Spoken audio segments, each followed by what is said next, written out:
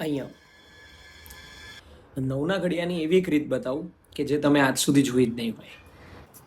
ચિંતા ના કરતા, હું જરાય 0 1 2 3 4 5 1 2 3 4 5 એની વાત કરતો જ નથી.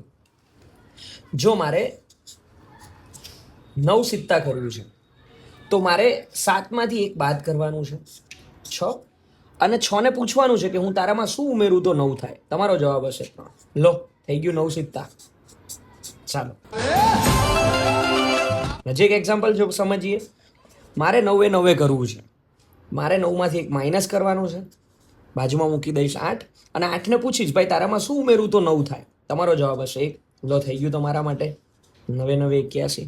છે ને સરળ? જો આ આવડી જાય તો એનાથી પણ ખૂબ સરળ 99 ગુણ્યા 34, એટલે કે જેટલા નવડા એટલી સંખ્યા. આ જ કન્સેપ્ટ ઉપર થઈ શકે. તમારું કામ એ જ છે. 34 માંથી 1 બાદ કરશો, 33. 3 ને પૂછશો તમારામાં શું ઉમેરશો તો 9 થશે. જવાબ હશે 6. હવે આ 3નો વારો. 3માં શું ઉમેરશો તો 9 થશે. તમારો જવાબ હશે 6. 99 ગુણ્યા 34, 33, 66. આ જ પદ્ધતિથી બને છે. મજાનું ગણિત શીખવા માટે જલ્દીથી આ પેજને ફોલો કરો અને મોકલી દો તમારા મિત્રોને.